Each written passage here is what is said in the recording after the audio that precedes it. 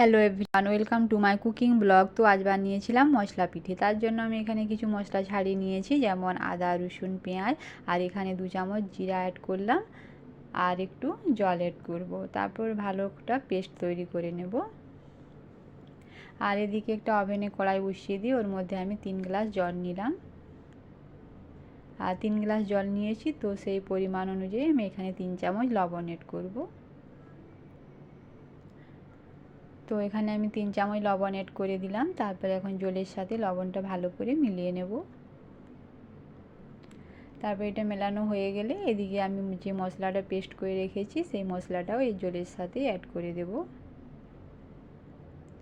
তো এবার মশলাটা ভালো করে জলের সাথে মিলিয়ে নেব। তারপর এদিকে আমি কিছু গুঁড়ো মশলা অ্যাড করলাম, যেমন হলুদ গুঁড়ো 1 চামচ, লঙ্কার গুঁড়ো 1/2 চামচ, আর জিরে গুঁড়ো 1/2 চামচ।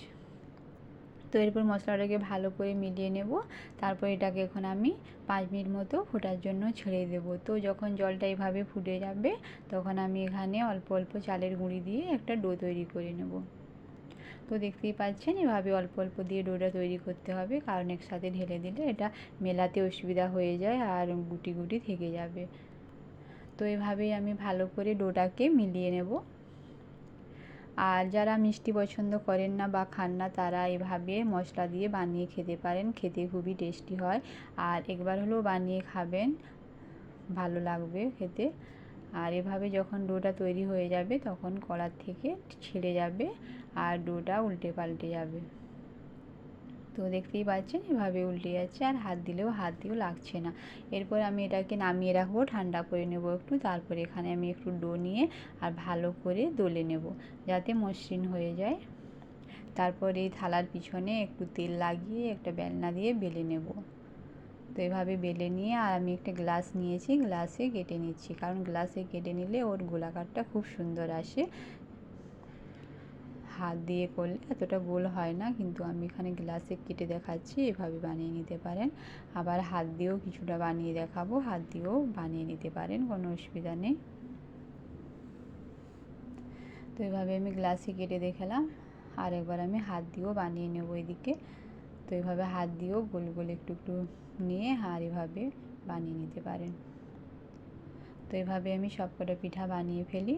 আর এদিকে একটা ওভেনে কড়াই বসিয়ে দিয়ে ওর মধ্যে তেল গরম করে নিয়েছি, আর এই তেলের মধ্যে এখন পিঠেগুলোকে ছেড়ে দেব। তো যেন